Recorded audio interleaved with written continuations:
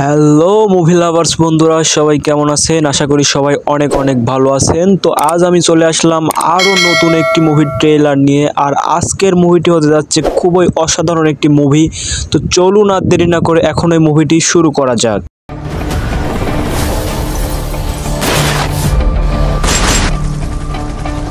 তো আজকে আমি যে মুভিটি নিয়ে কথা বলতে যাচ্ছি সেই মুভিটির নাম হলো তাণ্ডব। ইতিমধ্যে আমাদের মধ্যে বরবাদের একটা মেলা শেষ হতে না হতে আবারও উপস্থিত হতে চলছে।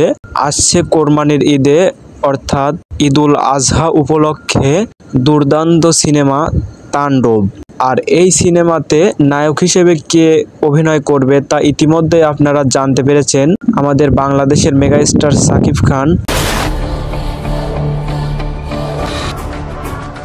আর শাকিব খানের নায়িকা হিসেবে কে অভিনয় করবে তা আপনারা এখনো নিশ্চিত নয়, কেননা এটা এখন পর্যন্ত যিনি সিনেমাটি পরিচালনা করবেন তিনিও এখন পর্যন্ত কিছু এ বিষয়ে বলেননি। তো বর্তমানে আমরা সোশ্যাল মিডিয়া থেকে যতদূর সম্ভব জানতে পেরেছি, এই মুভিটিতে নায়িকা হিসেবে অভিনয় করবেন আমাদের পাশের দেশের জনপ্রিয় অভিনেত্রী কোয়েল মল্লিকা। আর আমরা কিন্তু এবার এটাও জানতে পেরেছি যে এবারে এই আমাদের তাণ্ডব মুভিটিতে যিনি ভিলেনের পার্ট করবেন সে কিন্তু সম্পূর্ণ আলাদা একটি লুকে থাকবেন। আর এই ভিলেনকে আপনারা আগে কখনো ভিলেন হিসেবে দেখেননি, কেননা এবার আমাদের বাংলাদেশের তাণ্ডব মুভিটিতে ভিলেন হিসেবে অভিনয় করবেন আমাদের জনপ্রিয় অভিনেত্রী আমিন খান।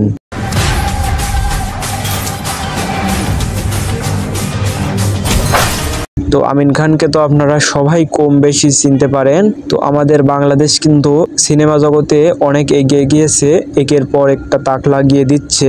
এ যেন কি শুরু হয়ে গেল সিনেমার দিক দিয়ে, বাংলাদেশ কি তাহলে এবার সবার শীর্ষে থাকবে?